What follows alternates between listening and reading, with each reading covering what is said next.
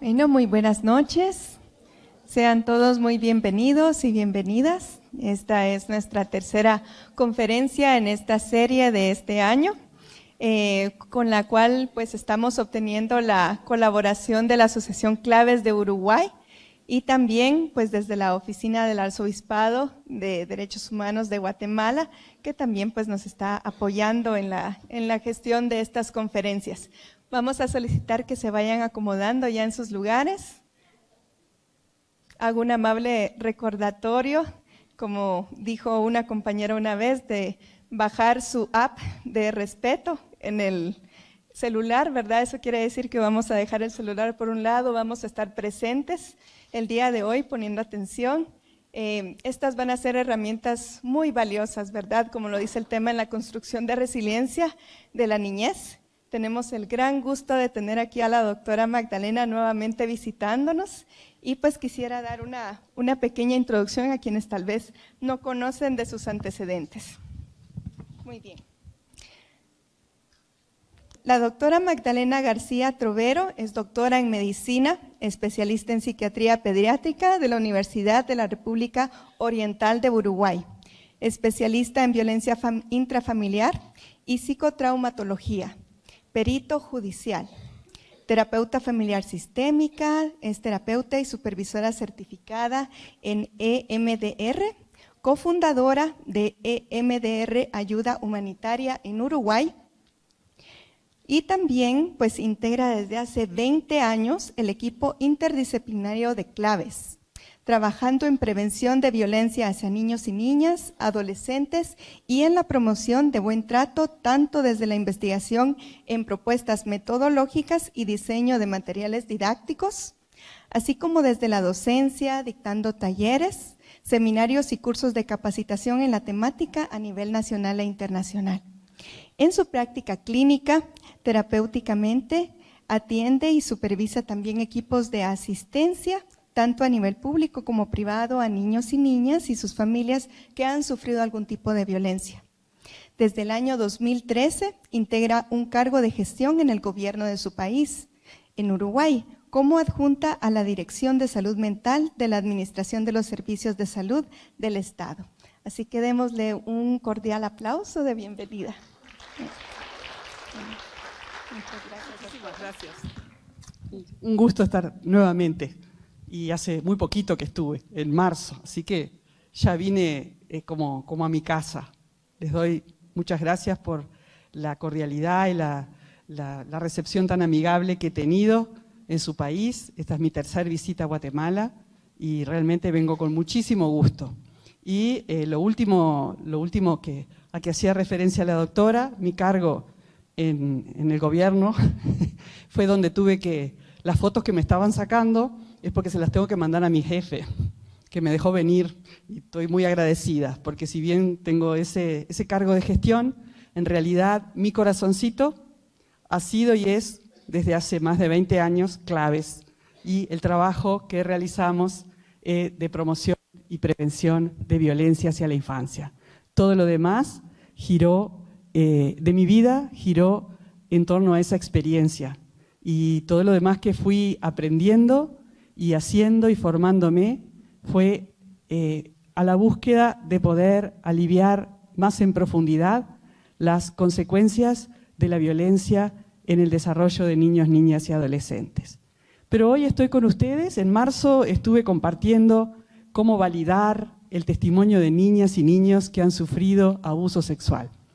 Hoy vengo con un tema mucho más esperanzador y eso me da alegría y espero que todos ustedes se vayan con esa misma esperanza con la que vengo a compartir este tema con ustedes. Así que no sé cuántos de ustedes han estado en contacto con el tema resiliencia, probablemente la mayoría, y si no, igual vamos a hacer un sobrevuelo de no solo del concepto, sino un poco lo que más quería transmitirles es un poco la historia y en qué estamos ahora con el tema resiliencia, que ha ido avanzando desde sus primeras menciones, ya en el siglo pasado, por la década de los 90, hasta ahora, nuevos conceptos que vienen a enriquecer el concepto de resiliencia y ya, para empezar, no hablamos de resiliencia, sino de resiliencias, ¿no? Capacidades de los seres humanos de superar adversidades de distinto tipo. Bien. ¿Cómo no? Perdón la interrupción, solo voy a solicitar para poder estar más cerca y tener más atención, si pueden por favor movilizarse de atrás para poder llenar los asientos de acá adelante. Les voy a agradecer muchísimo, por favor. Muy amables. Gracias. Así los tenemos cerquita.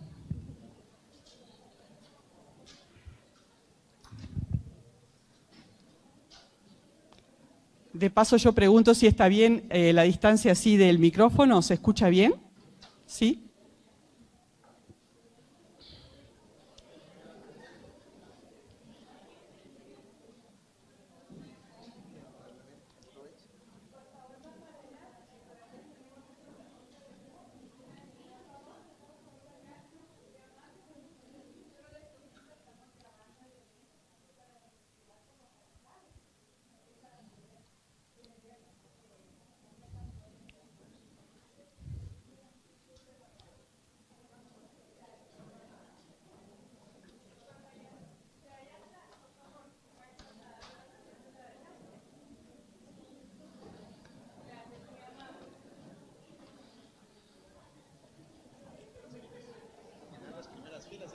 ¿Se está escuchando bien?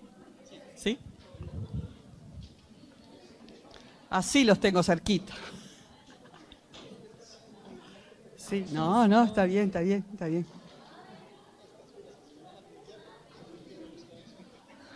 Nadie quiere estar adelante. Te trajeron para adelante, no se pudo escapar. No, por favor. Sí.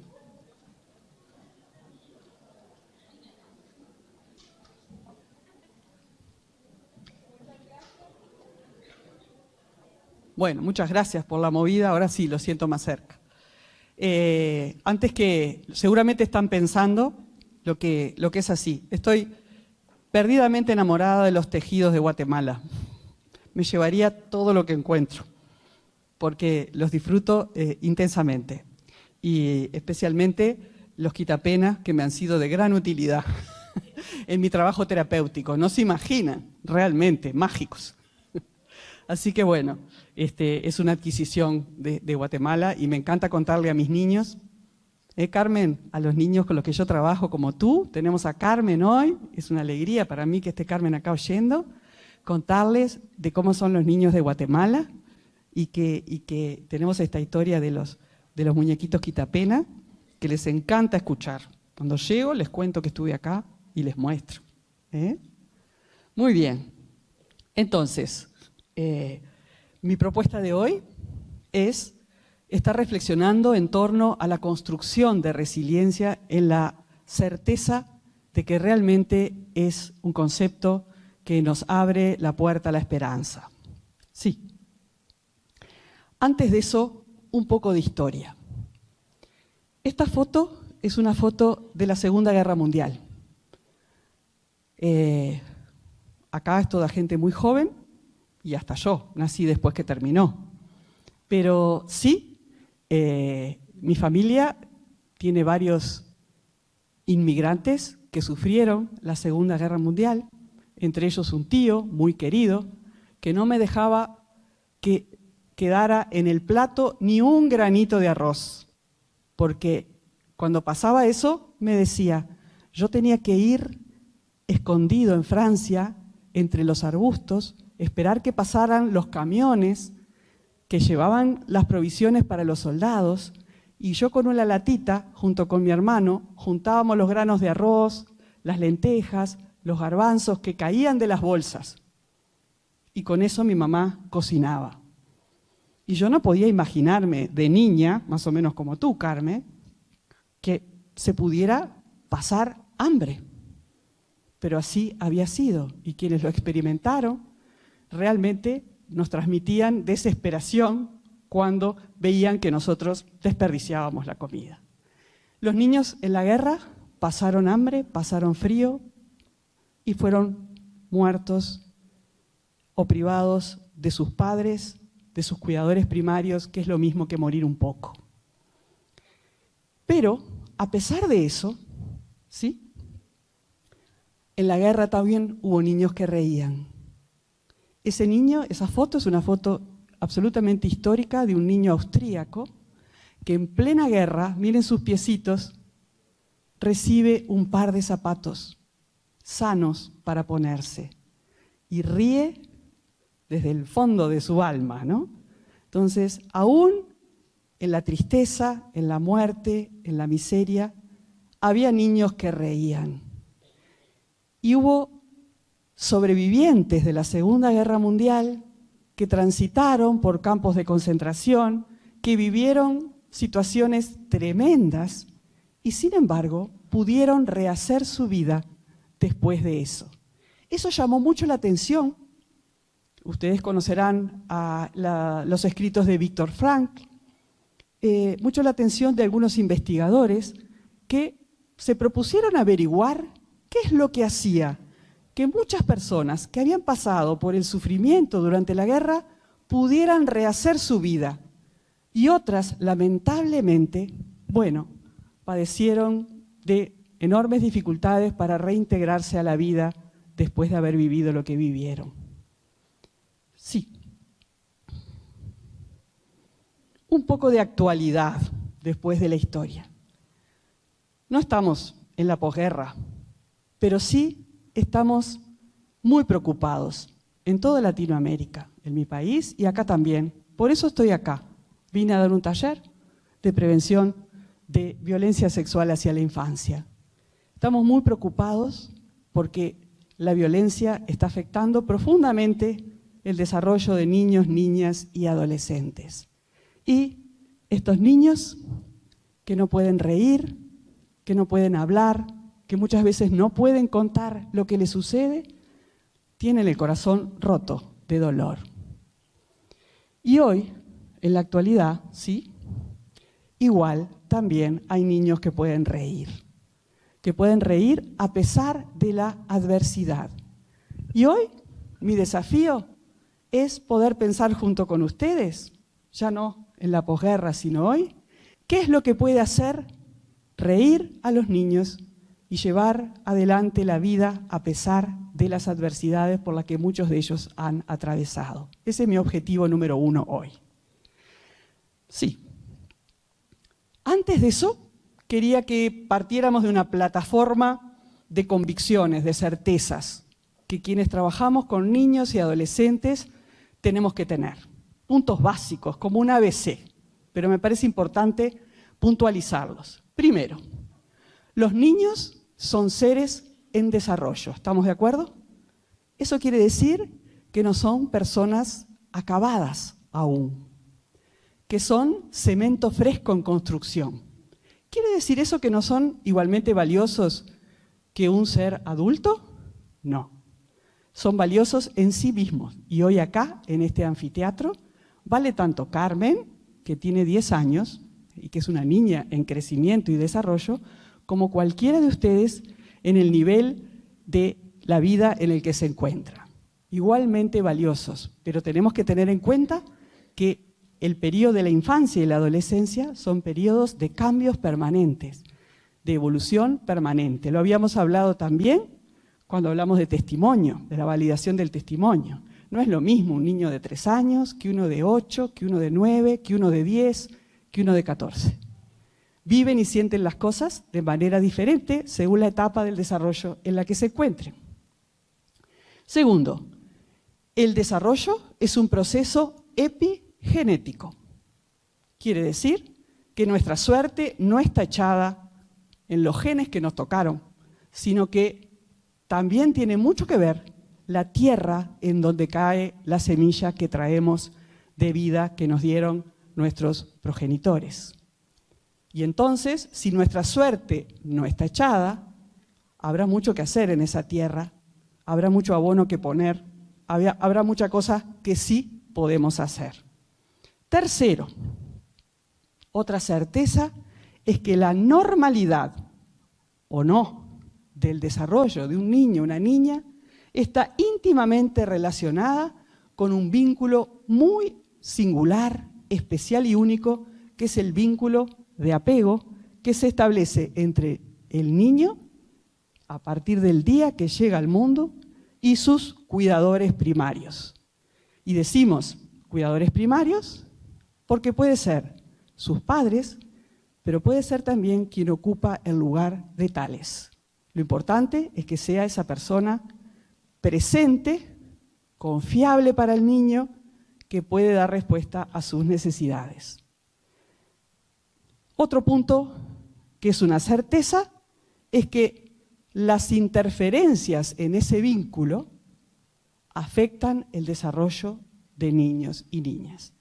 Cuando un niño, una niña no tiene quien lo cuide desde la confianza, desde la presencia, desde la sensibilidad, su desarrollo, siempre y cuando alguien no tome esa posta, se puede ver profundamente afectado. Y por último, todos los sistemas que rodean al niño tienen mucho que ver con la salud o patología que ese niño presente. Porque sería muy fácil echarle la culpa al cuidador primario. ¿Dónde estaba la madre de este niño cuando pasó esto? Bueno, pero también había una vecina, también había una maestra, un maestro, también estaba el policía que estaba parado en la esquina, ¿no? También estaba el club. Nadie vio nada. Somos todos responsables del desarrollo normal de un niño o de una niña. Sí. Y repasando algunos puntos de los que dijimos recién. El desarrollo de un niño empieza cuando las dos semillitas se encuentran. ¿Conocían esa historia?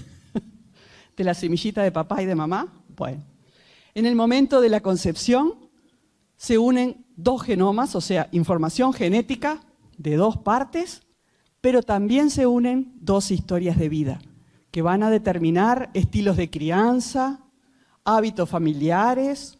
En mi casa se comía tortilla, en mi casa la tortilla decían que hacía mal para el hígado. En mi casa los niños se callaban a la hora de comer, en mi casa hablábamos todos. Y ahí los niños miran para un lado, miran para el otro y dicen, ¿quién tendrá razón en todo esto? Así que las historias de vida también afectan, más allá de la carga genética, el desarrollo saludable o no de un niño, de una niña, de un adolescente. Sí. Cuando decimos epigenético, entonces, hablamos de esa célula huevo y su desarrollo siguiendo la lista de recetas del genoma, digo yo, ¿no? Entonces, tenemos todo escrito, cómo van a ser nuestros ojos, nuestro pelo, nuestra nariz. Hoy sabemos que también nuestro carácter, que aquello que decían nuestras abuelas, este es calentón, decimos nosotros, al que se enoja mucho. ¿Cómo llaman ustedes? Calentón porque enseguida hierve, se pone enojado. Entonces, este va a ser calentón como el abuelo. Bravo, bravo como el tío. Este va a ser manso como menganito. Bueno, eso que las abuelas decían al ver un bebé, hoy sabemos que tenían razón. Ellas de genoma no sabían nada, pero también nuestra forma de responder al mundo estaría en nuestro genoma. Pero también, como decíamos, si el genoma da lugar a una semillita que trae la información, lo decíamos la otra vez, la semilla va a dar distintos frutos según la tierra en la que caiga. Si la misma semilla cae en la arena, es una cosa. Si cae en la tierra fértil, es otra. Semillas de la misma planta pueden, ¿sí la otra? Pueden llegar a dar distinta producción. Si les gusta la jardinería, pueden comprobar eso sin lugar a dudas, pero el sentido común también nos muestra eso. Y el objetivo número 1 del crecimiento y el desarrollo de un ser humano en formación es que cada uno pueda llegar a ser la mejor versión de sí mismo. Que cada uno de los que estamos desde el momento de nuestra concepción en el mundo podamos llegar a ser como la mejor edición del libro posible. Tapa dura, hoja, canto dorado o como a cada uno le guste. pero la mejor versión de cada uno. Sí.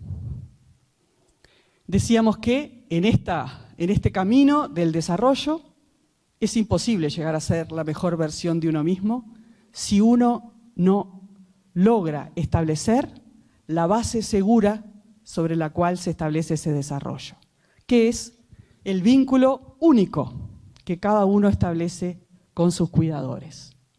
Un vínculo que asegura, como biológicamente, la vida en primer lugar. Por ejemplo, un niño que tiene apego seguro con su cuidador difícilmente se aleje sin mirar para atrás donde está su cuidador, su mamá. Lo pueden observar si tienen niños o si tienen ahijados, sobrinos o si tienen vecinitos. Uno puede llamarlos y eso les resulta atractivo, pero si yo vengo acercándome a ti, siempre voy a estar buscando, antes de llegar hasta donde estás, la aprobación de mi cuidador. Si mi cuidador pone cara de que esto no me gusta, me voy a frenar y voy a dar marcha atrás. Si mi cuidador da muestras de aprobación, voy a seguir adelante en mi exploración del mundo. Saben que en afecciones como los trastornos del espectro autista, una de las cosas más notables, especialmente cuando la afección es profunda, es que no existe esta posibilidad de cuidado biológico que da el apego seguro, y uno de los problemas que los padres plantean es, se va con cualquiera, es un peligro. Fíjense cuán protector es el apego seguro. Además de esa protección biológica, de protección de la vida, el apego seguro asegura, valga la redundancia, asegura que el crecimiento de este niño sea un crecimiento confiado hacia la autonomía. Da la seguridad psicológica necesaria para crecer confiado, con una autoestima adecuada. Y, por último, la seguridad social que da el apego seguro, porque es un modelo vincular que vamos a repetir, si lo hemos vivido, a lo largo de nuestra vida. Por aquello que damos, lo que recibimos, y que la memoria de lo que hemos recibido la podemos devolver cuando nos toca la hora de dar a los otros los cuidados de los que fuimos parte. Sí. Hay un autor chileno, después les voy a mostrar la foto de él, el doctor Jorge Barudi. Él es psiquiatra, pediátrico también, colega, hace muchos años que vive en España, tuvo que emigrar a partir de la dictadura en Chile, pero es un autor que desde hace muchos años trabaja en la temática de la violencia hacia la infancia. Y Barudi, en sus últimas investigaciones, hace 20 años escribió un libro que fue para nosotros, para Claves, cuando empezamos a formarnos como equipo, fue un libro básico, que se los recomiendo y sigue vigente. Y se llama El dolor invisible de la infancia. Y se hace referencia al abuso sexual en el interior de las familias. Pero recientemente, en los últimos años, está muy dedicado a un paso más de diagnosticar y tratar el abuso sexual. Y es todo lo que tiene que ver con la prevención y desarrollo de fortalezas en niños, o sea, de resiliencia. Y Barudi dice en una de sus últimas obras que la mente infantil emerge de la interfase, fíjense,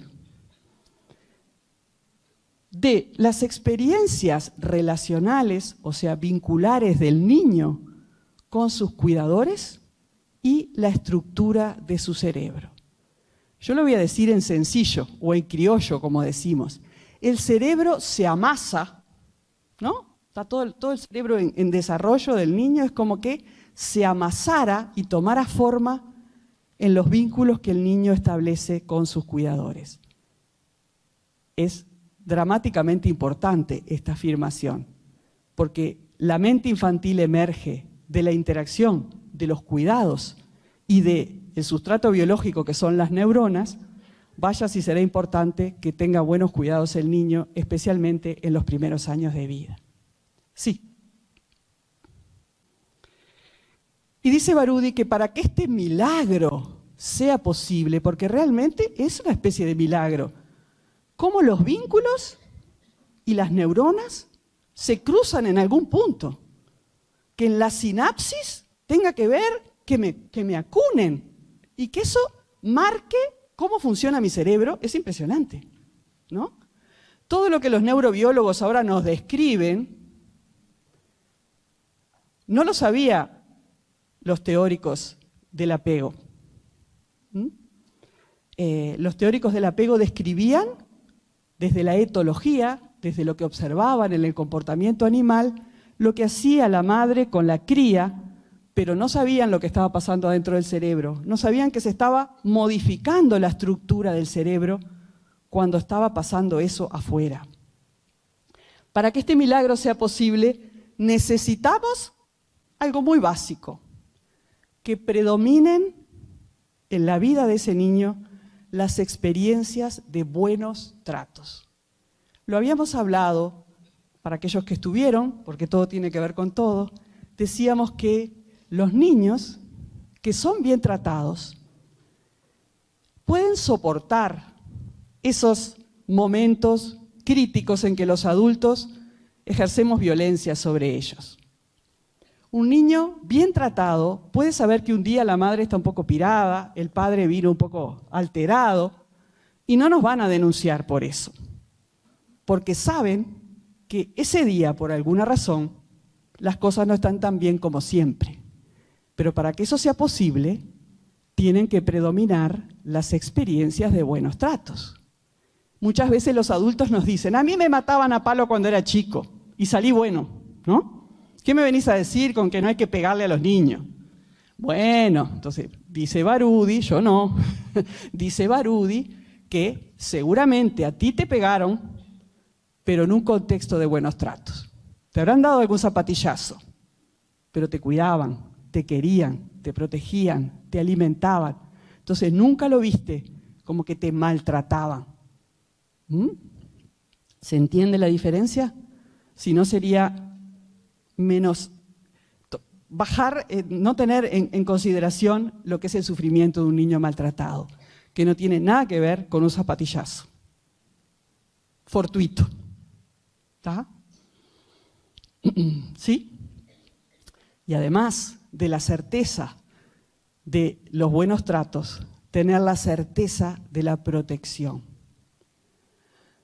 Uno de los autores que descubrí en los últimos años y que me ayudó a comprender una realidad clínica que era el pan nuestro de cada día para mí en la policlínica de salud mental en la que trabajaba en un barrio de Montevideo, donde llegaban niños que tenían una sintomatología tan variada que uno podría haber hecho 8 diagnósticos, lo cual no es posible. Niños a los que les pasaba de todo. No aprendían, pero no tenían una dificultad de aprendizaje. No paraban quietos, pero no tenían un déficit atencional con hiperactividad. No dormían, pero no podíamos decir que tenían un trastorno del sueño, por las características. Eran agresivos, pero en realidad no tenían ningún problema en el control de impulsos. En algunas circunstancias perdían el control. No controlaban los esfínteres y uno hacía los estudios y no tenían ninguna afección que lo justificara. ¿Qué les pasaba a estos niños que tenían tan variada sintomatología? Y la única conclusión que yo sacaba una y otra vez es que lo que les pasaba a estos niños no era del EPI, del genético digo, era del EPI. Les pasaba que tenían la desgracia de haber nacido en el lugar donde les había tocado nacer y de sufrir un sinnúmero de adversidades que los habían desregulado totalmente desde los inicios de su desarrollo. Y digo que contacté con la obra del doctor Van der Kolk, que es un psiquiatra que trabaja en Estados Unidos y que trabaja con niños que han sufrido adversidades de todo tipo, pero especialmente distintos tipos de violencia, y propuso para la última manual de la Academia Norteamericana de Psiquiatría, el DSM-5, una nueva entidad nosológica que él llamó trastorno traumático del desarrollo. No fue aprobada, pero yo la sigo usando igual y muchos otros, aunque no está dentro del manual, no para poner una etiqueta, sino para comprender clínicamente qué les pasa a esos niños. Que lo que les pasa no tiene que ver con algo que venga de adentro hacia afuera, sino que es algo que viene de afuera hacia adentro, las circunstancias adversas donde ese niño está creciendo, la tierra donde está. Y cuando Van der Kolk trataba de explicar la diferencia entre un trastorno de estrés postraumático, ¿no? Porque le decían, pero eso es un trastorno de estrés postraumático, o un trastorno del apego. Van der Kolk decía, lo que pasa es que esto es las dos cosas juntas. Es que te pase de todo en la vida y no tengas un ala bajo la cual refugiarte. Es que de quien te tiene que cuidar venga el daño, lo cual desestructura totalmente el psiquismo en desarrollo. Y eso es lo que Baroudi también sostiene. Para que sea posible ese amase de neuronas y vínculos, tiene que haber un ambiente donde predominen los buenos tratos y donde haya la protección suficiente para sentirse seguro. Sí. ¿Sí? Decíamos al inicio que los sistemas tienen mucho que ver con el desarrollo saludable. Apego seguro, buenos tratos, protección y que los sistemas que rodean al niño acompañen ese cuidado y esa protección. Y acá, el modelo multisistémico de von Heilbronner nos aporta nuevamente en lo conceptual de qué hablamos cuando hablamos de multisistemas. El microsistema, la red vincular más próxima del niño. A mí me gusta llamarla el nido de crianza, ya que hablé de la protección y de las alas. El lugar donde ese niño llega y recibe los cuidados básicos, especialmente en los primeros años de vida, donde todavía no interactúa con la comunidad. Sí. El segundo, donde estamos todos nosotros, es el exosistema en el modelo multisistémico. Las instituciones mediadoras como la escuela, el centro de salud, la iglesia, los ámbitos laborales, recreativos, los ámbitos de justicia. Somos la comunidad, o como un proverbio que me gusta mucho y que es como esencial en mi concepciones, que es un proverbio africano que dice que para criar a un niño se necesita de toda la aldea. Para mí, estos son versiones libres, ¿no?, de cruzar modelos. Si yo fuera von Heilbronner, le hubiera puesto la aldea al exosistema. El exosistema es la aldea que acompaña el desarrollo de niños y niñas, ¿sí? Y por último, por fuera de todo esto, ¿el momento histórico es la guerra? No. ¿Es la dictadura? Tampoco. Pero es un momento muy especial de la historia, donde estamos viviendo estas situaciones que relacionamos seguramente con formas de organización social, con sistemas de creencias que se debaten entre potenciarse o extinguirse. El machismo es una. El tema de la violencia de género y generaciones, pero de género en toda América Latina es muy preocupante. En Uruguay muere una mujer cada 9 días. Es una cosa tremenda, considerando que somos una población de 3 millones de habitantes. Y parecería que cuando más trabajamos, ni la tobillera, pero ha sido tremendo. Es un sacudón que estamos recibiendo de qué nos está pasando, que no podemos modificar este sistema de creencias. Estamos toda la aldea trabajando y trabajando y parece que estilos de vida, culturas y subculturas que nos toca vivir están duras de ablandarse. Pero no nos damos por vencidos, por supuesto. Sí. Y en un ambiente favorable, o sea, especialmente decimos en los 3 primeros años de vida, en la primera infancia. En Uruguay tenemos ahora un movimiento fuerte que dice los primeros 1000 días. Por favor, cuidemos al niño en los primeros 1000 días, después vemos qué hacemos, ¿no? Todo, pero por lo menos los primeros 1000 días, cuando ese cerebro florece, ¿no? En esos primeros años de vida, realmente se producen muchas cosas a nivel biológico. Hay una multitud de ramificaciones neuronales que tienen que ver sobre todo con el crecimiento de dendritas, que son los pelitos de las neuronas, ¿no? Que se conectan unas con otras de acuerdo a los estímulos o no que reciben. Y cuando sea el momento estarán prontas para dar un paso más en lo que es el desarrollo cerebral. Sí, cuando todo va bien, dice Barudi, a cada neurona le pueden llegar hasta 25.000 conexiones. Y él dice, el cerebro florece, y realmente florece. Y si pudiéramos ver, no era el tema de hoy, las neuroimágenes de niños que no han recibido el estímulo adecuado, lo podemos constatar. Si alguna duda teníamos, ¿no?, de lo que veíamos desde afuera, lo podemos constatar. Son cerebros con mucho menos redes, que son la clave de un desarrollo saludable en todos los aspectos. Sí.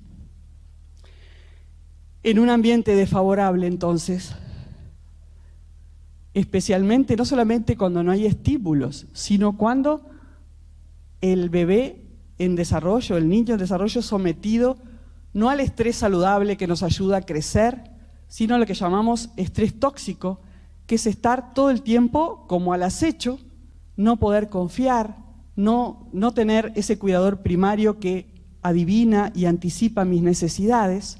Entonces, la mente en desarrollo se desorganiza muy profundamente y trae consecuencias a largo plazo y sobre todo también en la futura parentalidad de esos niños y niñas. Por aquello de que devolvemos lo que recibimos, la memoria procedural. Acaricio si me acariciaron, canto a mi niño si me cantaron. Si mis padres no lo hicieron y alguien lo hizo por ellos, también vale. Esa es la buena noticia, ¿no? Por favor, que alguien cuide a ese niño en los primeros años de vida. ¿Llegó acá un movimiento que se llama canguro? ¿No? ¿Sí? ¿Lo conoces? De los niños que no están en la nursery y van personas voluntarias a mecerlos y a cantarles cuando no están los cuidadores. Bueno, se apuesta a esto. El movimiento canguro es que alguien, por favor, lo toque, lo mesa, lo acune, que alguien en esos primeros días de vida le dé lo que va a quedar escrito en su memoria. Memoria y memoria. Sí. ¿Qué hacemos entonces? ¿La otra? Si esta es la realidad, nosotros decimos la verdad de la milanesa, es que las certezas son esas, pero que en el momento histórico en el que estamos, la ola de violencia que parece azotarnos, que está determinando que esas plantitas que crezcan no tengan los nutrientes necesarios en su tierra, en su maceta. ¿Qué hacemos entonces? Y ahora sí, el tema de hoy trata de qué hacemos entonces. ¿Hay algo que podamos hacer? Estas son las certezas que tenemos. Que el desarrollo normal de un niño y una niña necesita de figuras de referencia, de cuidado, que necesita de toda la comunidad, que necesita de buenos tratos, que necesita de protección y que no siempre la tiene. ¿Qué hacemos entonces para que el cerebro de los niños florezca, para que no quede en menos ese deterioro que va a marcar su futuro indiscutiblemente, el de él y el de su descendencia, al no poder dar lo que no recibió? Sí. Y acá es donde surge el concepto de resiliencia, como una perspectiva esperanzadora. Y cuando hablamos de perspectiva esperanzadora, nos referimos a una perspectiva que podemos tomar, desde la cual podemos ver todos aquellos que trabajamos con la infancia. Seamos técnicos, educadores, vecinos, niños, todos, en nuestro rol de aldea, en nuestro rol de educadores en sentido amplio. Seamos psicólogos, seamos médicos, seamos profesores, educadores, trabajadores sociales, enfermeras, vecinos, tías, abuelos. La perspectiva esperanzadora de la resiliencia sería algo así como que todos, desde el lugar que estemos, podemos hacer algo para fomentar o favorecer el desarrollo saludable de un niño, aún de aquellos que sin haber vivido la guerra, viven una especie de guerra al no tener los cuidados que necesitan. Sí. Haciendo un repaso del concepto de resiliencia, que surge por la década de los 90, desde antes, pero quizás empieza a escuchar en la década de los 90 este concepto de resiliencia en las ciencias sociales.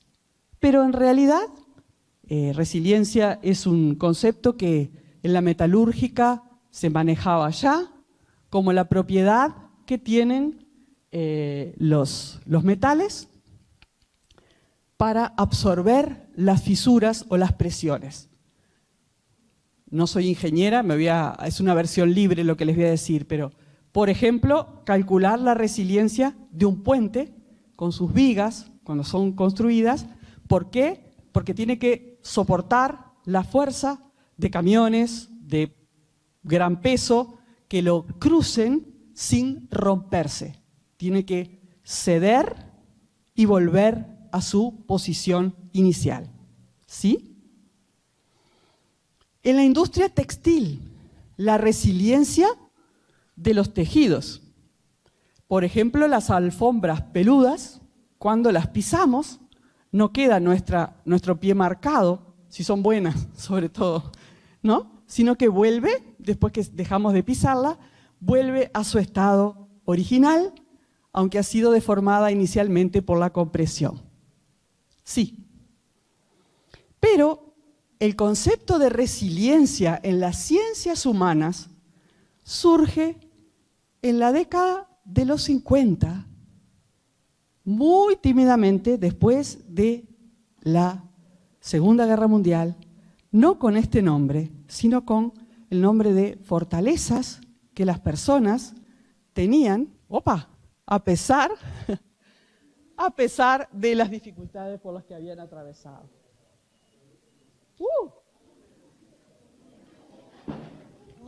Volvió. ¿Y ahora? Esperamos. Entonces, les voy contando lo que está escrito. Hablamos de los estudiosos, los investigadores que después de la guerra empezaron a ver por qué alguna población podía seguir normalmente y otros no. ¿Qué pasaba con la población infantil? Y el estudio más extenso, a partir del cual el concepto de resiliencia en la infancia empezó a tomar fuerza, es el estudio que llevaron adelante dos antropólogas, Ruth Smith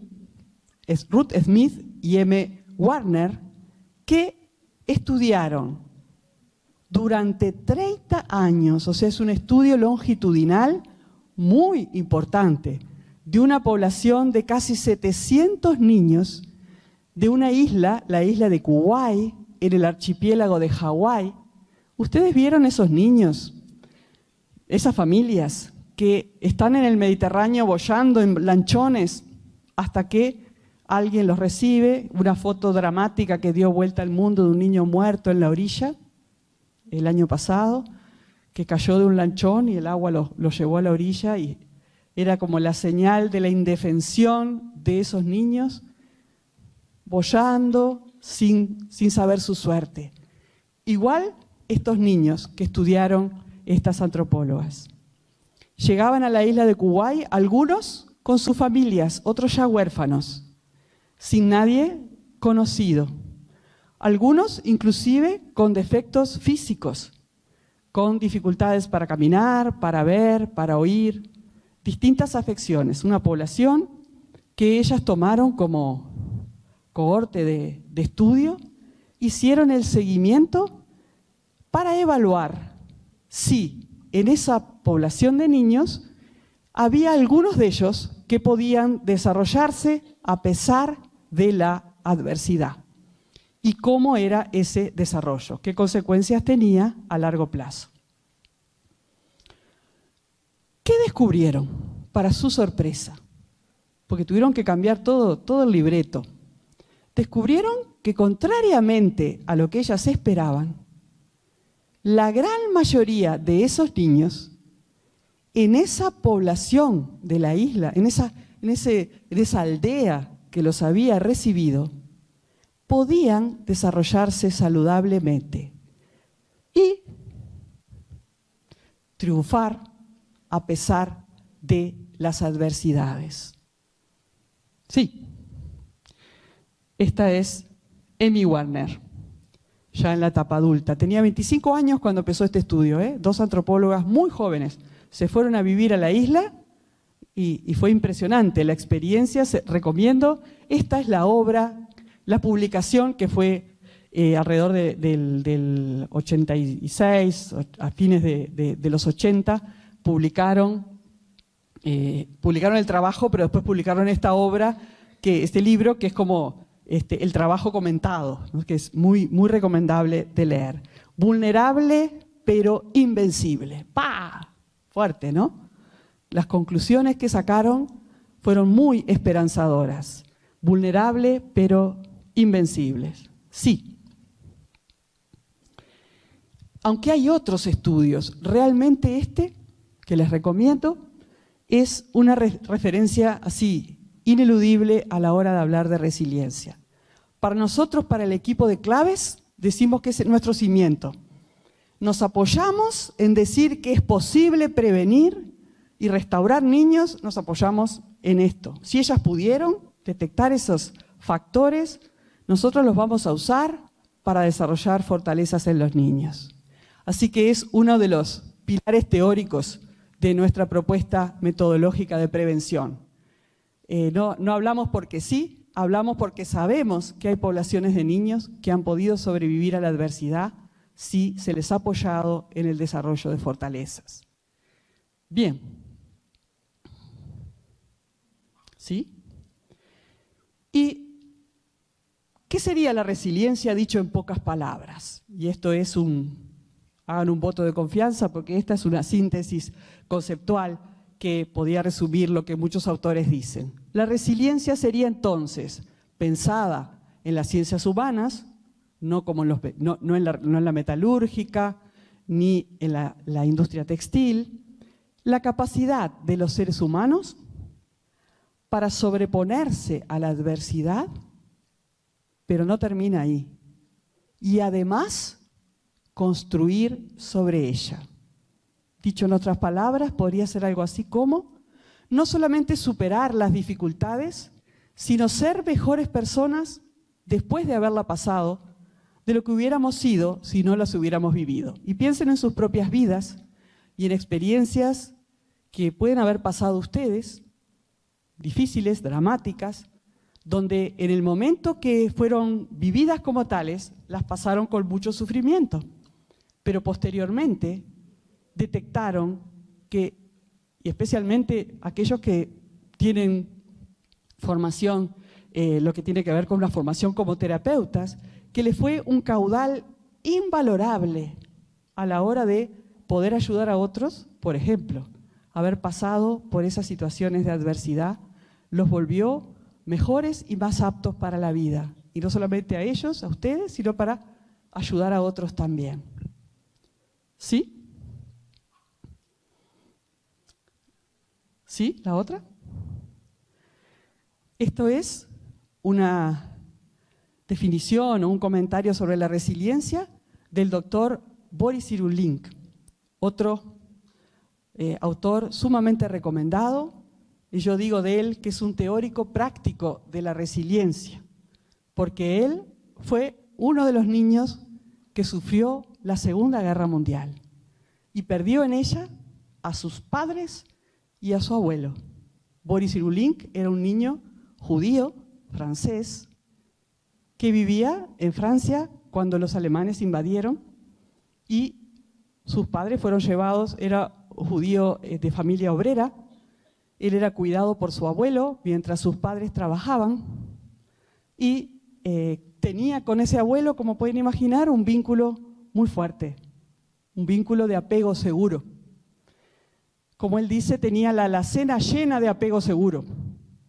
Tenía 6 años de apego seguro guardados en sí mismo. 6 años y después vivió de renta de esos 6 años guardados.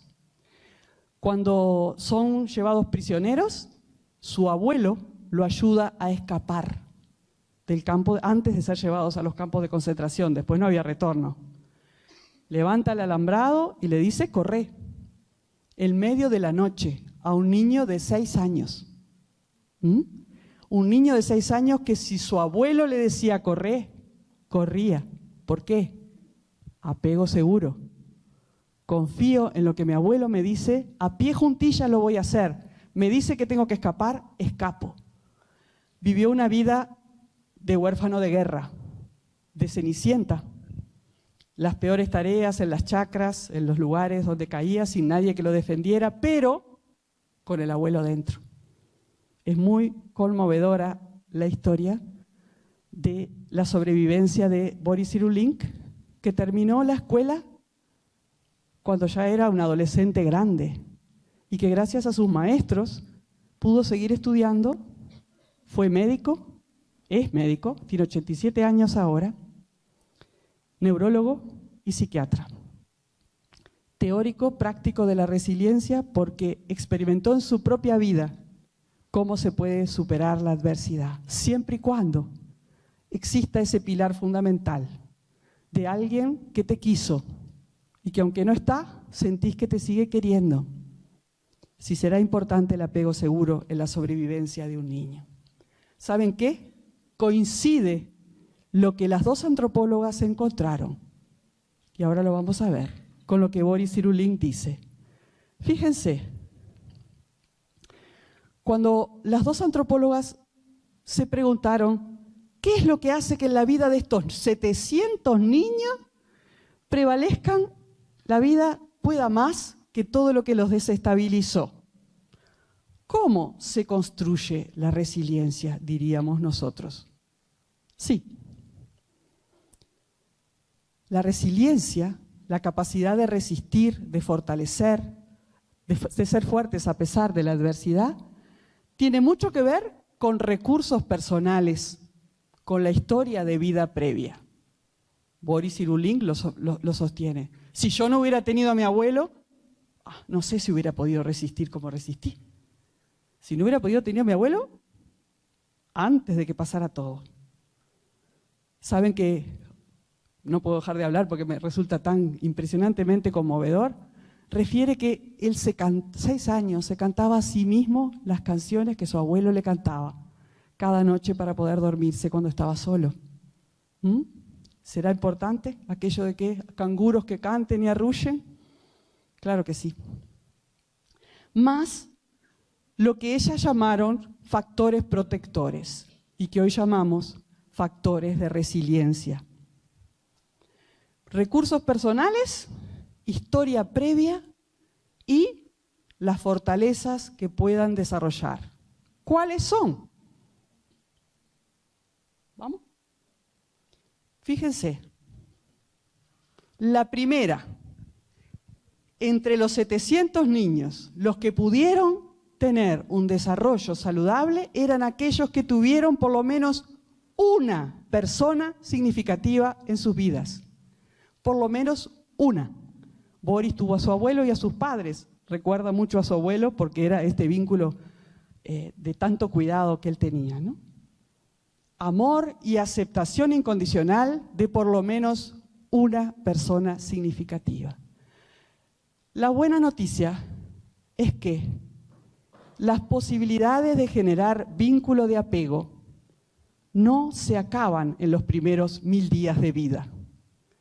Y algo que realmente resulta conmovedor es que todas las funciones que necesitan estímulo del exterior para llevarse adelante, por ejemplo, oír, si no nos hablan, no hablamos, oír y hablar. Por ejemplo, ver, si la luz no ilumina la retina, seríamos todos ciegos si los tienen a oscuras. Y otras funciones del psiquismo que requieren de estímulo exterior y que cuando ese no está, se atrofian y no se desarrollan, lo que se llaman las sinapsis expectantes del apego se mantienen extendidas, esperando engancharse con una figura de protección toda la vida. Es maravilloso y esperanzador, ¿verdad? Saber que todo lo que tiene que ver con el apego, aunque no lo hayamos recibido, obviamente con características muy especiales, pero podemos desarrollarlo en algún momento de nuestra vida. Las sinapsis expectantes esperan engancharse con esa figura de cuidado y protección. Sí. Ah, mira esta nena de Guatemala que me encanta. ¿Viste? Otra de las cosas que las Emi y Ruth encontraron es que los niños que sobrevivieron a la adversidad eran niños que habían desarrollado una adecuada autovaloración. Está íntimamente vinculado con lo anterior, porque si yo tengo a alguien que me ama y me cuida, me voy a sentir cuidado y amado, por lo tanto me voy a sentir valioso en la vida. Voy a sentir que vale la pena vivir la vida. Sí. Otra de las características era de protección, que los niños que se podían destacar en alguna aptitud que fuera reconocida, eran niños más fuertes. ¿Podemos hacer eso nosotros? Empezando por el principio. ¿Podemos nosotros ser un vínculo de apego para un niño? ¿Podemos? Todos podemos. ¿Podemos nosotros generar autoestima en un niño? Podemos. ¿Podemos nosotros decirle a un niño, qué bien que saltaste, qué lindo que dibujás, qué lindo pelo que tenés? Podemos. Todos nosotros, en las comunidades educativas, tratamos de trabajar promoviendo que el portero, la señora de la cocina, la señora que hace la limpieza, se involucren como educadores en sentido amplio para poder apoyar a los educadores en el desarrollo de fortalezas, haciendo estas cosas sencillas como decir, buen día, qué linda cara tenés hoy. O, aunque veamos que, no sé, que un niño está en las peores condiciones, en los lugares más vulnerables, seguramente algo bueno puede hacer, sí. Y este es otro libro que me encanta, se llama La maestra macanuda. Macanuda es, ¿cómo podría decir? Buena onda, juvenil, que tiene chispa. ¿Cómo dirían ustedes eso? ¿Busa? ¿Busa? ¿Sí? Ahí está. O macanuda, no sé si lo usan. Bueno, este autor, Ciraldo, escribió este libro que se llama La maestra macanuda, que es un poco autobiográfico. Es un autor brasilero y la maestra macanuda, él cuenta la historia de él a los 6 años, otra figura de apego, su maestra macanuda. Cuando tiene que aprender a leer, iba a un colegio religioso donde había, él dice, ve a las hermanas, que eran las docentes, como aburridas, con los vestidos de monjas, ¿no? Y un día, la maestra que él tenía se jubila, deja de trabajar y aparece esta maravilla, que él la ve justamente como la mujer maravilla. Y de un día para el otro la clase hace así, cambia. ¿Por qué? ¿Por qué entra este aire nuevo? ¿Solo porque es joven y bonita? No, porque sabe encontrar en cada uno de ellos algo que los distingue. Y entonces empieza una campaña de condecoración. A vos te condecoro porque sos la más colaboradora de la clase. Y les ponía una cocarda. Y los niños y niñas iban avanzando, aprendían a leer con ese estímulo.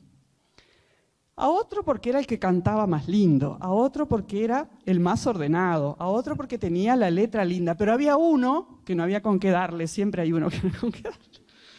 No sabía qué podía decir de ese niño, hasta que mirando por la ventana, a la hora del recreo, ve que están haciendo una competencia de quién escupe más lejos.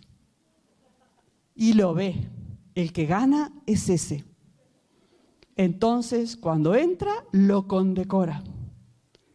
Y dice Ciraldo, y al otro día aprendió a leer. Sí será importante el estímulo y destacarse en algo que sea reconocido por los otros, ¿sí?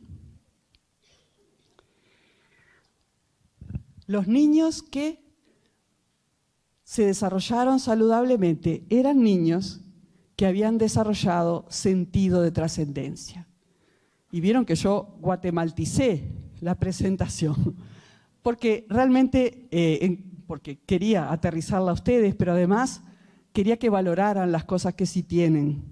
Y yo estoy muy admirada por el sentido de trascendencia, que no es necesariamente lo religioso, sino lo cultural. Cómo los niños participan de costumbres ancestrales y sienten que había otros antes de ellos y va a haber otros después, pero que la vida sigue, que soy parte de una vida, que soy parte de una historia, de un pueblo. Eso, los niños que tenían eso en la isla de Kuwait, eran niños más fuertes. Y también acá lo son. Si ustedes pueden seguir celebrando y acompañando que los niños participen. Tuve la posibilidad cuando vine en marzo de ver una de las procesiones, quedé conmovida. Con qué alegría, los niños hacían las alfombras junto con sus familias, después participaban en la procesión, muy involucrados. ¿Te gusta eso a vos? Sí, claro que sí, sí.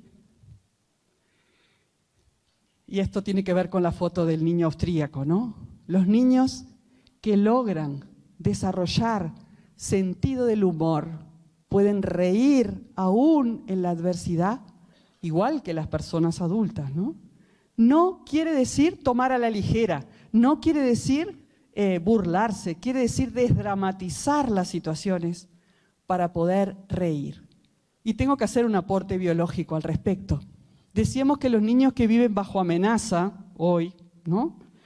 En realidad están sometidos a lo que llamamos estrés tóxico, están todo el tiempo a la defensiva, mientras ríos de adrenalina y cortisol, que son las hormonas del estrés, hay muchas, esas son las más importantes, bueno, hacen sus estragos en todo el organismo.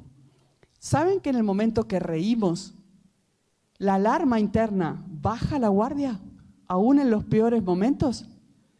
Que es como cuando podemos reír, es un baño de serotonina, que es una sustancia de la distensión y del placer.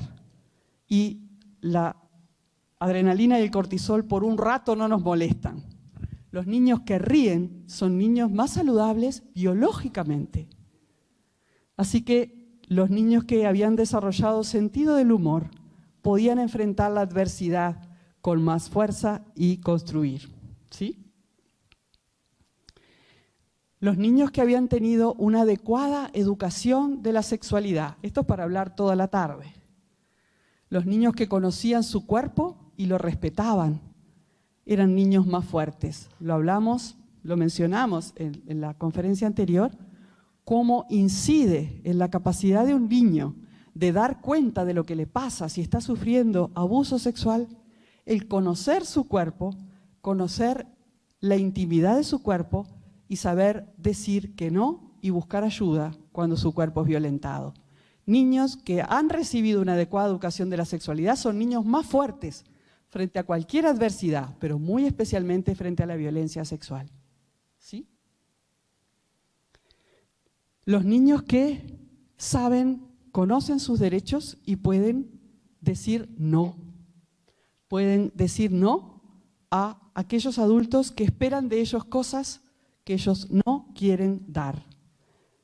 Acá, un trato por el buen trato, que en Guatemala ya se ha llevado adelante, es una de las experiencias de promoción de derechos de niños y niñas que llevamos adelante con Claves. Es una campaña de vacunación simbólica contra el maltrato, donde los adolescentes y los niños salen a vacunar a los adultos y les piden hacer un trato por el buen trato, que se comprometan a bien tratarlos. Los niños que pueden participar en ese tipo de actividades son niños más fortalecidos. Y yo les decía que para nosotros estos factores de resiliencia del estudio de la isla de Kuwait son como la base. Cuando hicimos la campaña de un trato por el buen trato, nos apoyamos en ese estudio. Los niños que conocen sus derechos son niños más fuertes, sí. Los niños que participan en su comunidad, en la posibilidad de resolver problemas y dificultades, son niños más fortalecidos. No sé acá, pero la tendencia, supongo que igual que en todos lados, de mantener a los niños como al margen de todas las situaciones familiares o comunitarias, es la falsa idea de que de esa manera los protegemos. ¿Les pasa eso también? No le vamos a decir que se murió el perrito, le vamos a decir que se fue. Y el niño realmente sufre más de pensar que en esa mentira de que el perrito se fue, ¿por qué se fue mi perrito si yo lo cuidaba? No le podemos decir que el perrito murió, no puede enfrentar esa dificultad, no puede ese dolor y no puede crecer, ¿no? Los niños que pueden enfrentar con amor y cuidado las adversidades son niños más fuertes. Así los vieron ellas y esto es, bueno, un grupo de niños ayudando en una inundación. Independientemente de esto que estamos diciendo, o además, sabemos que todas las personas en situaciones de catástrofe podemos salir mejor fortalecidas o menos afectadas si participamos activamente y no quedamos como espectadores pasivos. Hay muchas imágenes, recuerdo una especialmente del terremoto de Japón. Los japoneses en eso son recontra organizados, ¿no? Y había un abuelo, justamente hablando también de un abuelo, en una imagen, en una filmación, llevando a su nieto en medio de los escombros a la escuela, porque la vida tiene que seguir. Y el mensaje al cerebro es: la vida sigue, no nos quedamos congelados acá. Y otra imagen muy conmovedora de un niño rescatando, al que le pasa, está ayudando en el rescate, y le entregan en los brazos un niño más o menos de 10 años, en un terremoto en Japón, un bebé vivo. La cara de ese niño llevando al bebé, ¿no? Ese niño, las consecuencias del terremoto para ese niño van a ser mucho menores que para otro que quedó pasivamente mirando lo que pasaba. Niños que pueden enfrentar las dificultades y tienen un plan A, un plan B y un plan C. Si te perdés, ¿qué haces? Yo siempre le decía a mis hijos: busco una señora con cara de abuela buena y le digo, me perdí, ¿no? Eso es una estrategia que tenemos que enseñar. Los niños que tienen eso, y ahora le diría como yo, que soy abuela ya, pero eso se lo decía cuando eran chiquitos, ¿no? Es mucho más fácil para un niño enfrentar la vida si ha sabido sortear pequeñas dificultades. Sí. Un niño que conoce las normas de seguridad familiar es un niño más protegido. Las normas de seguridad familiar que pueden ser: en esta casa, cuando salimos, todos avisamos a dónde vamos, los grandes y los chicos. Entonces, cuando la persona, el vecino, viene, no me puedo ir para allá porque salgo del campo, pero viene y te dice, vení a jugar conmigo. Vos le decís, tengo que avisar a mi mamá. Y ya las intenciones de abusar sexualmente de ti van a ser desviadas hacia otro niño menos fortalecido. Porque un niño que sabe de esas normas y las cumple es un niño que puede enfrentar todo tipo de dificultades, más fácilmente que otro. ¿Sí? Esto me encanta. El niño que puede reconocer en su entorno, más allá de su nido de crianza, personas confiables. Decían Emi y Ruth que aquellos niños que eran huérfanos habían encontrado en una vecina, en un maestro, en una cuidadora, alguien a quien poder recurrir cuando hubiera necesidad. Y esta es una niña chocando los 5 con su maestro. Muchas veces son los maestros las figuras cercanas al niño que pueden hacer las veces de figura protectora, especialmente en niños que están sufriendo violencia en el ámbito intrafamiliar y que no pueden recurrir dentro de la familia porque lo consideran una especie de traición. Cualquiera de nosotros, ojalá sea esa persona confiable a la que el niño recurre, que no está dentro de su núcleo, pero está próxima y cercana a él. Sí. Y bueno, y además de encontrar en su nido, en su proximidad, en la comunidad, redes sociales de apoyo. El club de niños, la parroquia, la iglesia, la escuela, el lugar donde el niño sabe que el centro de salud, donde sabe que hay alguien que alguna vez tuvo algo que ver con él. A mí me enorgullece mucho y me alegra enormemente cuando me pasa que algún niño o alguna familia me van a buscar a la policlínica donde trabajé muchos años y no me encuentran y averiguan dónde estoy. Y un día llego a la oficina, que es un edificio de 8 pisos, y en la puerta de la oficina los encuentro.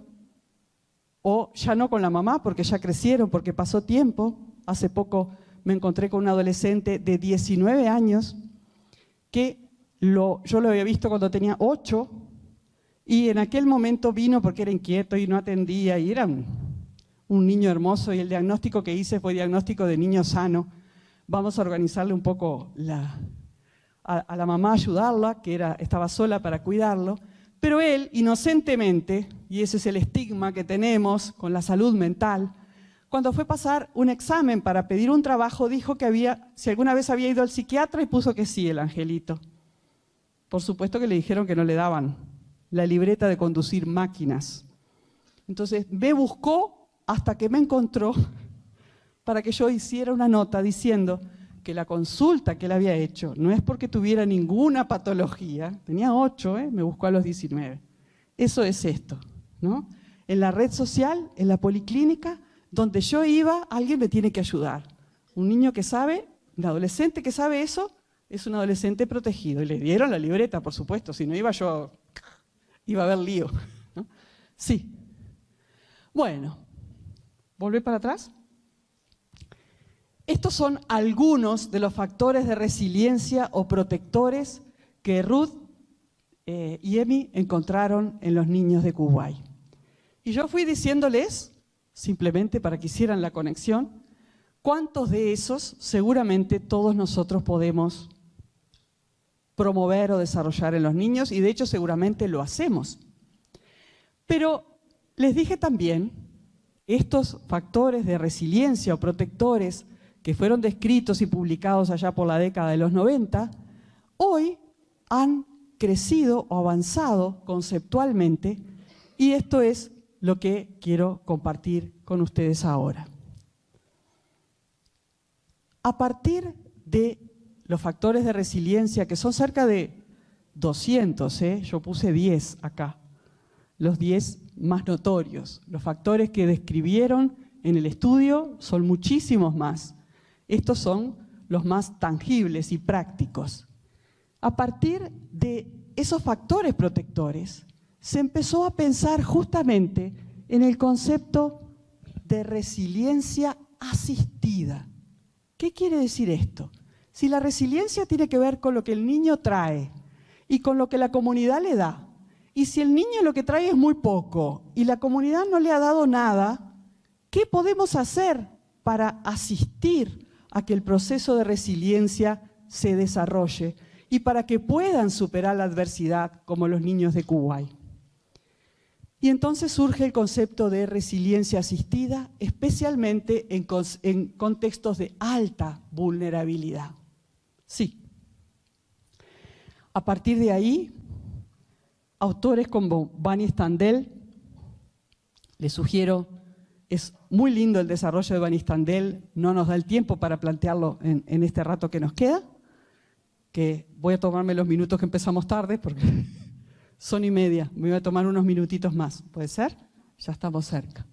La construcción de la casita de la resiliencia, dice Bunny Standel, tiene en el suelo las necesidades básicas satisfechas. Fíjense, el cimiento número 1, aceptación. Amor incondicional es el cimiento de la casa. Y después, todas las otras factores de resiliencia o protectores que dijimos, como armando una casa. Las personas, los niños que reciben estos ladrillos, pueden armar la casita de la resiliencia. Sí. Y el concepto de resiliencia de la comunidad participando en el cuidado, las instituciones, los profesionales, las familias y los vecinos, siendo la aldea que acompaña el desarrollo. Sí. Jorge Barudi, el psiquiatra chileno que les mencioné, este es su último libro, La fiesta mágica, ojo, irrealista, de la resiliencia infantil. Fíjense qué pasó de su primer libro, El dolor invisible de la infancia, a este título tan esperanzador 20 años después.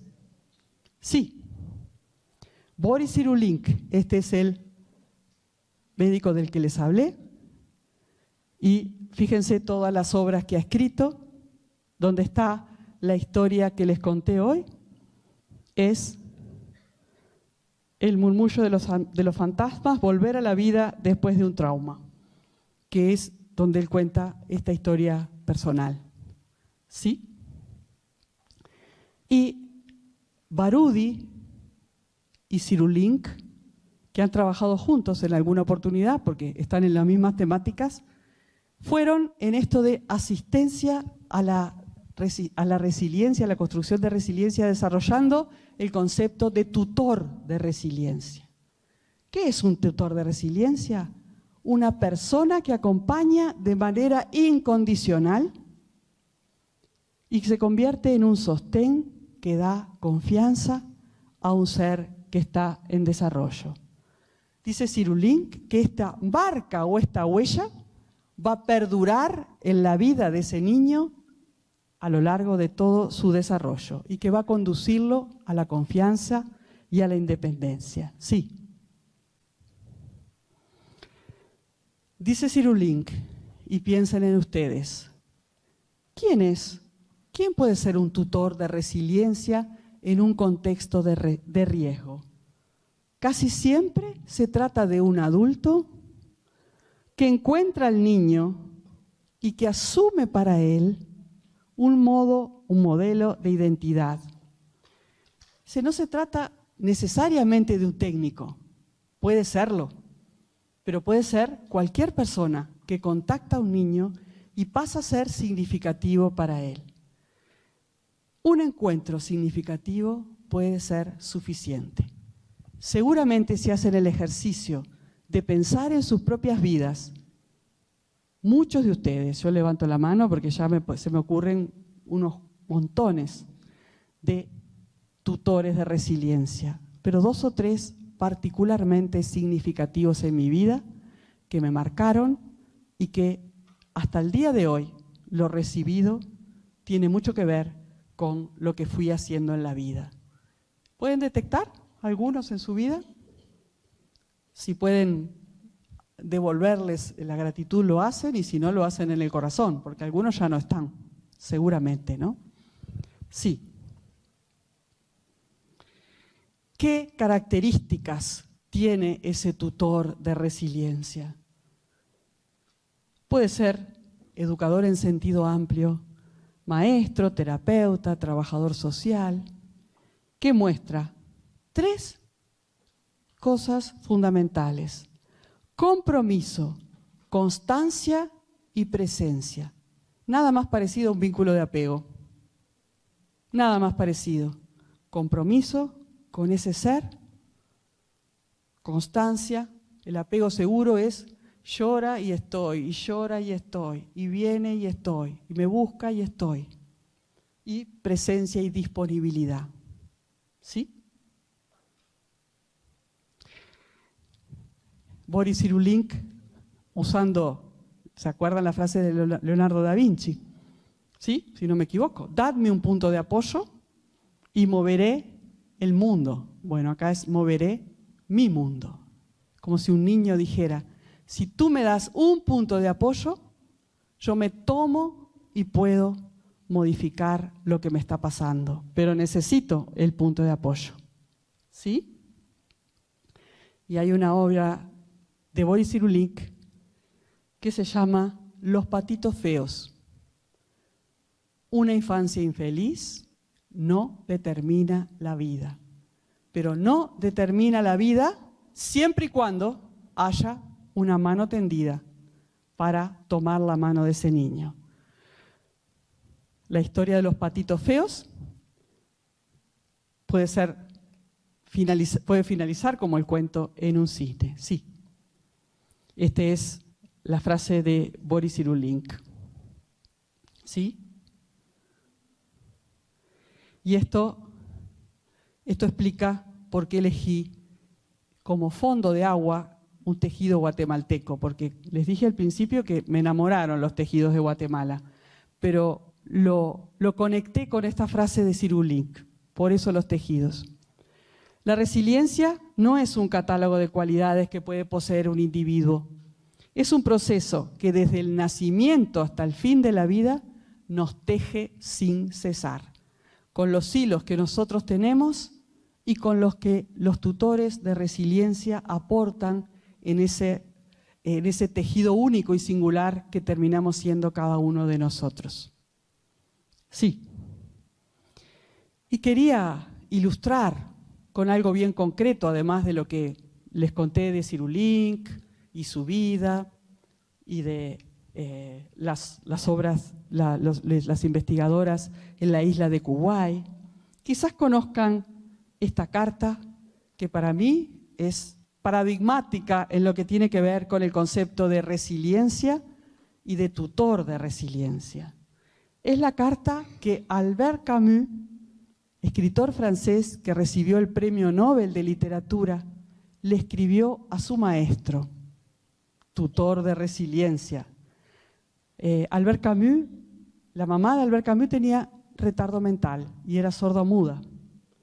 Pero, también al decir de Cyrulnik y de Barudi, tenía buenos tratos en su vida y protección. Lo que no podía haber accedido Albert Camus es a otro mundo más que el circunscrito a los cuidados y la protección, hasta que encontró a su maestro, que le dio vuelo y que permitió que él llegara a ser lo que fue. Fíjense, querido señor Germain, he esperado a que se apagase un poco el ruido que me ha rodeado todos estos días antes de hablarle de todo corazón. He recibido un honor demasiado grande que no he buscado ni pedido. Pero cuando supe la noticia, pensé primero en mi madre y después en usted. Sin usted, la mano afectuosa que tendió al pobre niñito que era yo, Premio Nobel de Literatura ahora, sin su enseñanza y ejemplo, no hubiese sucedido nada de esto. Sí, no es que dé demasiada importancia a un honor de este tipo, pero ofrece por lo menos la oportunidad de decirle lo que usted ha sido y sigue siendo para mí. Y le puedo asegurar que sus esfuerzos, su trabajo y el corazón generoso que usted puso continúan siempre vivos en uno de sus pequeños discípulos, que, a pesar de los años, no ha dejado de ser su alumno agradecido. Realmente creo que ilustra lo que es la figura de un tutor de resiliencia, lo que puede incidir en la vida de un niño, un punto de apoyo para desarrollar esas fortalezas que tenemos la evidencia que cambian el desarrollo de un niño y le permiten crecer saludablemente a pesar de la adversidad. Sí. Así que bueno, muchas gracias y espero que ustedes tejan resiliencia, mucha.